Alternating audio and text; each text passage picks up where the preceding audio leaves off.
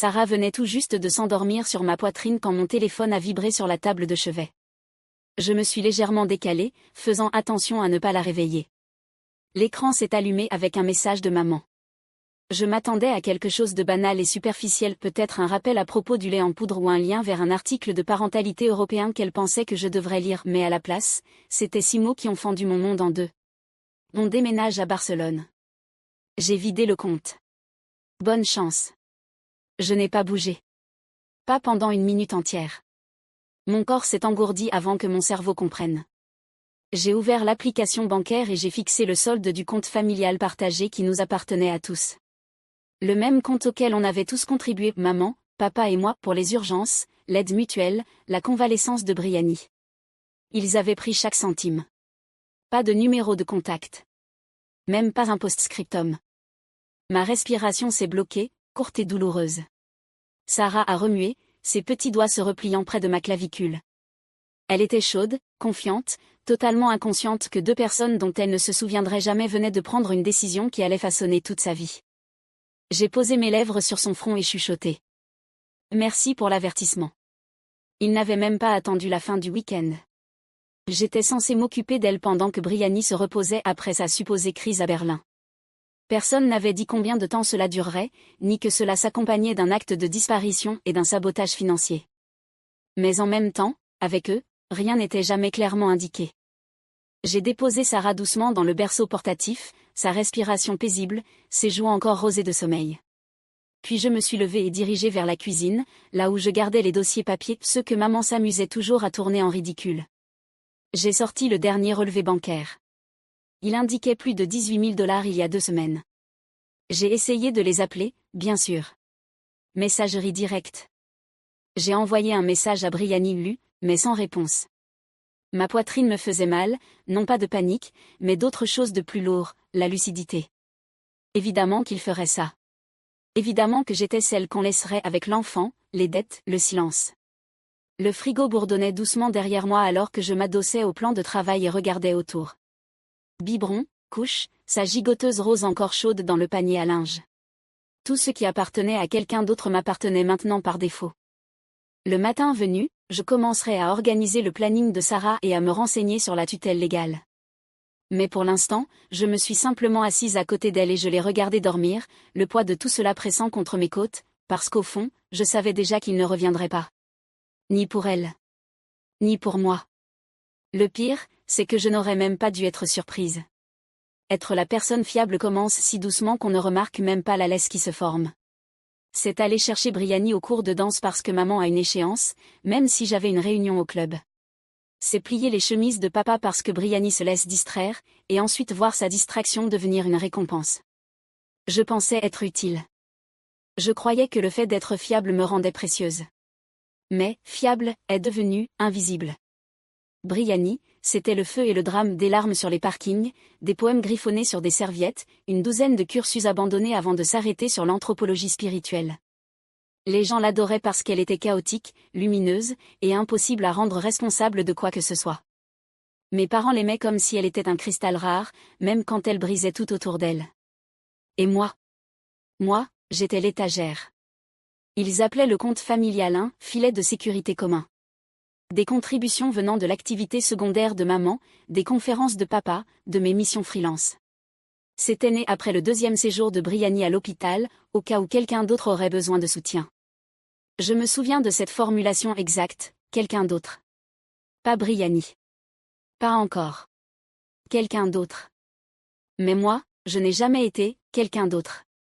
J'étais le système de secours. La première fois que Brianny a vidé le compte, c'était pour une retraite dans les Catskills. Transformatrice, disait-elle. La deuxième fois, c'était un déménagement raté à Los Angeles pour écrire des mémoires qu'elle n'a jamais commandités. On m'a dit que je ne devais pas être aussi rigide avec l'argent, que Brianny était, en train de devenir quelqu'un. Pendant ce temps, je colmatais les trous de mon assurance auto et repoussais l'achat de nouvelles lunettes depuis 2 ans. Et nous y voilà. Il m'avait laissé avec sa fille, vidé le compte, et s'était installé à Barcelone comme s'il s'agissait d'un congé sabbatique en retard. Le silence après ce message n'était pas seulement cruel. C'était une révélation. Il n'avait jamais eu l'intention de revenir ni pour aider, ni pour répondre, même pas pour vérifier comment ça allait. Je me suis assise sur le canapé, la pièce assombrie autour de moi, Sarah gazouillant doucement dans son sommeil. Je me suis souvenu de la dernière fois que ma mère était venue dans cet appartement. Elle avait froncé les sourcils en voyant ma tasse ébréchée et dit « Tu n'as toujours pas de vaisselle assortie ?» Elle n'a rien dit sur les carreaux faits main que j'avais posés dans la salle de bain ni sur les photos encadrées que j'avais restaurées pour la société historique. Juste la vaisselle. Évidemment, elle était partie sans dire au revoir. C'est ce qu'elle a toujours été. C'est ce qu'ils ont tous toujours été. J'étais la fille discrète, la stable. Et les gens stables, on ne pense pas qu'ils aient besoin d'être prévenus. Mais Sarah, elle, aura besoin de plus que ce qu'ont jamais donné. Et j'étais la seule à devoir comprendre comment lui donner ce plus. Au 4e jour, mon corps avait appris à fonctionner par tranches de 2 heures. Le sommeil de Sarah était une équation impossible, 3 siestes de 40 minutes ou un long cri de 2 heures à 4 heures du matin. Ses poumons étaient impressionnants. Mes nerfs, eux, étaient à vif. Je travaillais par bribes, éditant des notes de bas de page pour une revue d'histoire régionale pendant qu'elle dormait sur une serviette pliée à côté de mon ordinateur. Le client m'avait envoyé 2 relances concernant le délai. J'ai menti et dit que c'était à cause d'une urgence familiale. Cela semblait ridiculement insuffisant. Chaque biberon était une négociation. Chaque couche, une course. Je la berçais jusqu'à en avoir mal au bras, puis je la balançais en écoutant des podcasts avec mes écouteurs juste pour rester éveillée. Il y avait des moments courts où elle me souriait, ses gencives à découvert, et cela me semblait être de l'oxygène pur. Puis elle criait à nouveau, et j'avais l'impression de disparaître dans le papier peint. Des amis m'envoyaient des textos, un même par-ci par-là. Personne ne venait. J'ai appelé Briani 2 fois, laissé un message vocal. J'ai même rédigé un 3e message lui demandant directement quand elle comptait revenir. Je ne l'ai pas envoyé. À quoi bon? Le jeudi matin, après une nuit passée à arpenter le sol avec Sarah attachée contre ma poitrine, hurlant contre mon cou, j'ai ouvert la porte pour récupérer le courrier et trouver une petite boîte en plastique sur le paillasson, encore tiède. Un mot écrit en minuscules cursives. Tu en fais déjà plus qu'assez. J'ai regardé en face. Les rideaux de Madame Aru ont légèrement bougé. Elle était à la retraite, vivait seule, lisait des romans policiers fenêtres ouvertes. On ne s'était parlé qu'une seule fois auparavant, à propos du ramassage des ordures. Plus tard cet après-midi-là, elle a frappé doucement et m'a tendu un couvre-lit plié. Je l'ai fait pour un lit de la mauvaise taille, a-t-elle dit, d'une voix calme, comme s'il s'agissait d'une affaire formelle. Je l'ai remerciée. Elle n'a pas demandé à entrer. Elle n'est pas restée. C'était la première fois en plusieurs jours que quelqu'un me voyait. Ce soir-là, je me suis assise à la lueur de la lumière de la cuisine, tenant Sarah d'une main et mangeant une soupe réchauffée de l'autre. Mes bras étaient fatigués, ma poitrine plus lourde que la faim ne pouvait l'expliquer. Mais pour la première fois de la semaine, je ne me sentais pas complètement seule. Le lendemain matin, je suis partie à la recherche du vieux classeur où mes parents gardaient leurs documents juridiques. Je n'avais pas mis les pieds dans leur maison depuis leur départ. Elle sentait toujours le cirage au citron et l'excès de confiance. Je me suis dit que j'y allais juste pour récupérer la dernière boîte de lait en poudre ou peut-être retrouver un vieux berceau dans le grenier, mais je savais ce que je cherchais vraiment. Des réponses? Ou des preuves? Sarah dormait dans le porte-bébé fixé à ma poitrine pendant que je fouillais la cuisine, ouvrant les tiroirs du bout des doigts. Le frigo était vide, sauf pour un pot de confiture de figues importées et une demi-bouteille de Prosecco. Les placards aussi étaient propres stériles, comme seuls les gens qui n'ont aucune intention de revenir les laissent. Dans le tiroir du bas, sous une pile de courriers indésirables et un tire-bouchon cassé, j'ai trouvé un vieux dossier vert étiqueté « Espagne ». À l'intérieur, des itinéraires de voyage imprimés remontant à 6 mois. Vol, bail d'appartement, carte SIM internationale pour Barcelone déjà activée. Ce n'était pas spontané. Ce n'était pas émotionnel. C'était orchestré. Derrière les itinéraires se trouvait un formulaire notarié. Mon nom, mon adresse, ma signature copiée depuis un ancien bail. Procuration de tutelle pour Sarah Quinn, 6 mois, transférée à Danica pour une durée indéterminée. J'ai posé mon pouce sur le papier, essayant de comprendre l'ampleur de ce que je lisais. Ils avaient fait de moi sa tutrice légale sans jamais me le demander, sans aucune discussion, sans même faire semblant de me laisser le choix. Rangé à l'arrière du dossier, une copie imprimée d'un relevé bancaire. Le compte familial, daté de 2 semaines avant leur disparition. Un retrait, 21 600 $. Destination, Meridian Trust, division internationale privée. Même pas une banque américaine. Ils avaient transféré l'argent à l'étranger. Je me suis assise à leur table de cuisine, la même table où ils organisaient autrefois des dîners de professeurs et me corrigeaient la posture, et j'ai fixé les chiffres. J'aurais dû être furieuse. J'aurais dû vouloir tout casser. Mais tout ce que je ressentais, c'était du calme. Ce n'était pas une erreur. C'était un échange. Ils avaient choisi la liberté, et ils m'avaient laissé Sarah en guise d'excuse. Une poêle sur le comptoir portait encore l'étiquette d'une boutique de Portland, 240 $. Ils l'avaient laissée là, elle aussi. J'ai plié les documents et les ai glissés dans mon sac. Puis j'ai regardé la pièce une dernière fois, comme si je m'attendais à entendre leur voix résonner contre les murs. Mais c'était calme. Et le silence ne s'est pas excusé. De retour chez moi, j'ai couché Sarah, ouvert mon ordinateur portable, et tapé. Comment déposer une demande de tutelle d'urgence en Virginie? Je m'attendais à ce que le bureau d'aide juridique soit stérile et débordé.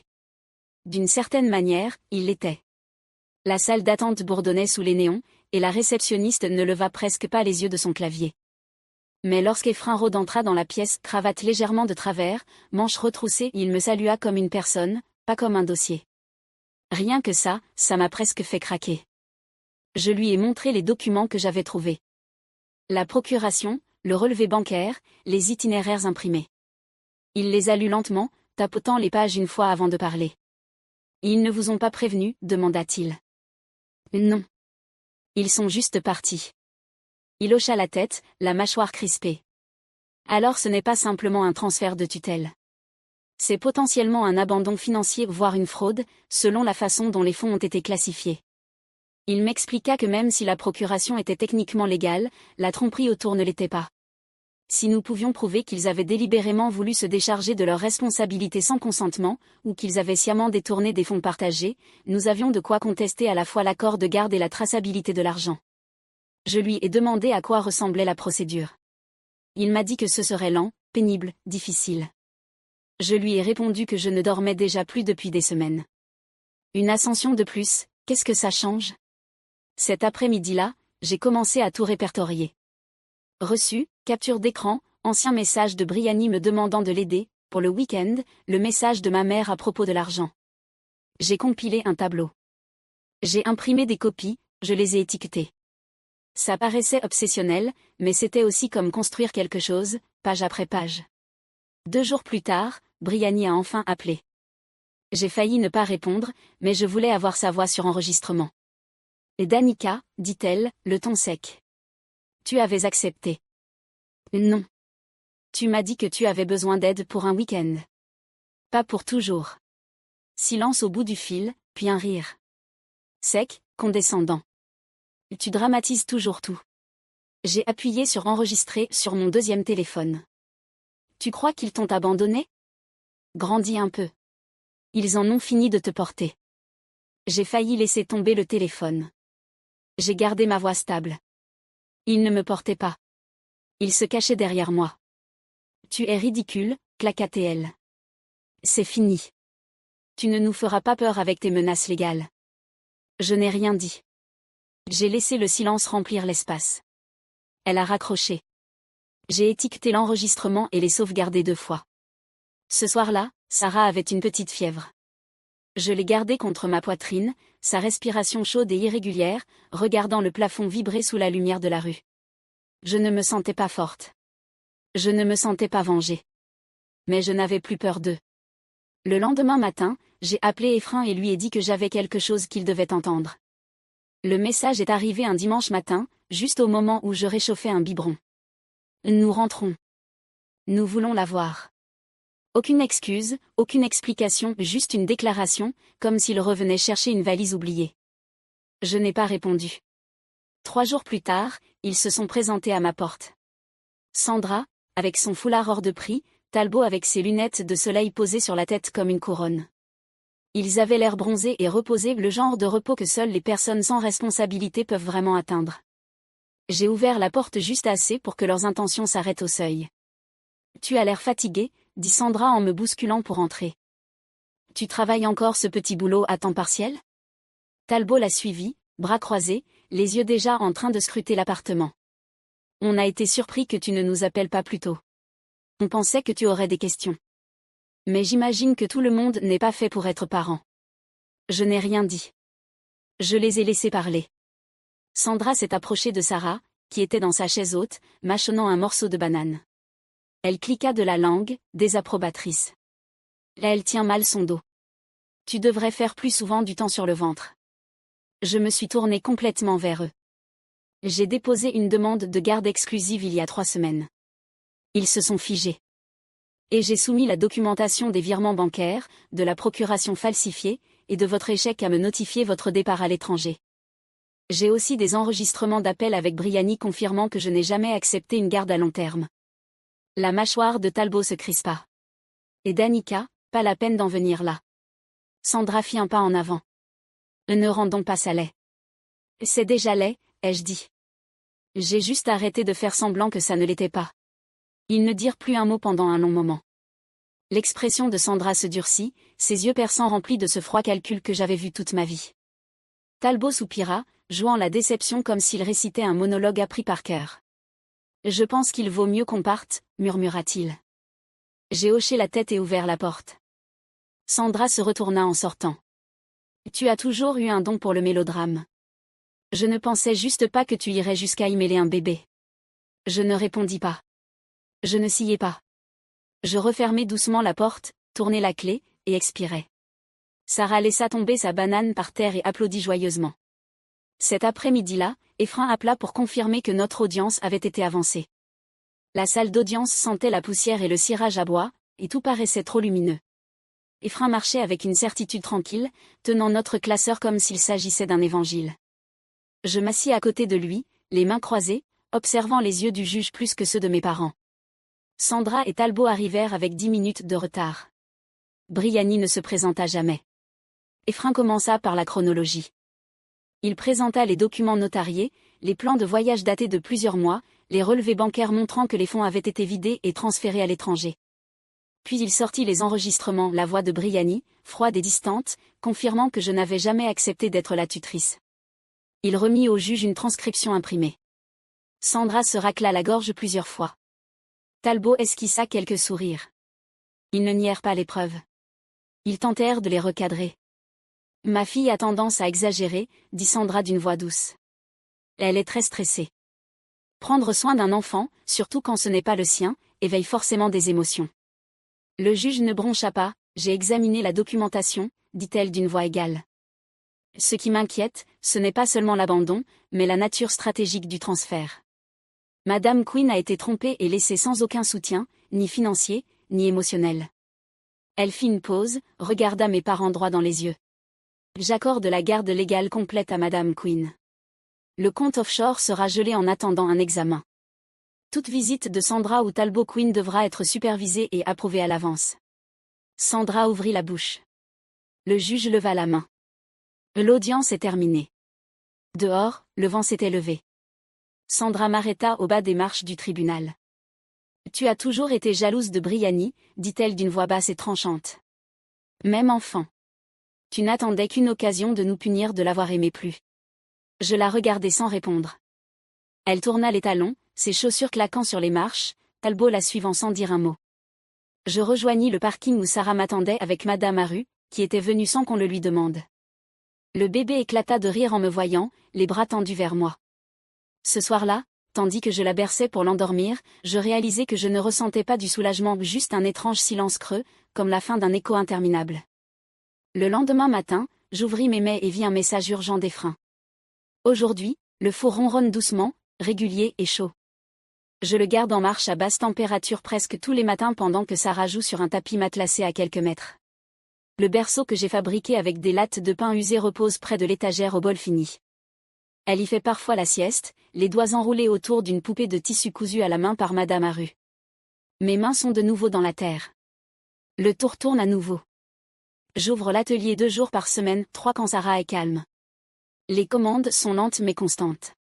Le café du coin a renouvelé son stock de mugs avec mes pièces le mois dernier, et une étudiante veut un service personnalisé pour son expo de fin d'études. Je prends ce qui vient, et je laisse partir le reste. Madame Aru passe chaque vendredi avec des biscuits à l'avoine emballés dans du papier ciré.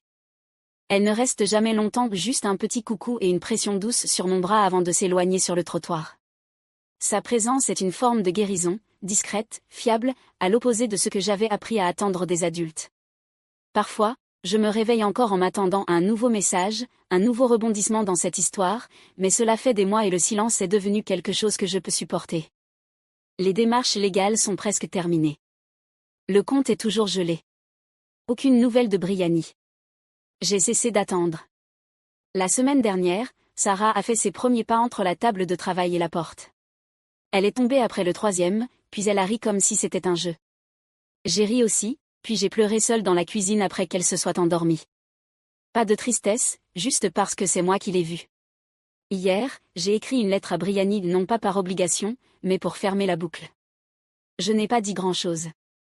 Sarah est en sécurité, et j'écris. C'est tout ce qui compte. Je n'ai pas mis d'adresse de retour. Ce matin, en ouvrant l'atelier et en enfonçant mes doigts dans l'argile humide, j'ai regardé le petit berceau à côté de moi, le bol minuscule marqué de son empreinte, les traînées de farine encore visibles au sol depuis sa tentative de pâtisserie d'hier. Ils m'ont laissé derrière pour pouvoir fuir. Mais moi, je suis restée. Et j'ai construit quelque chose.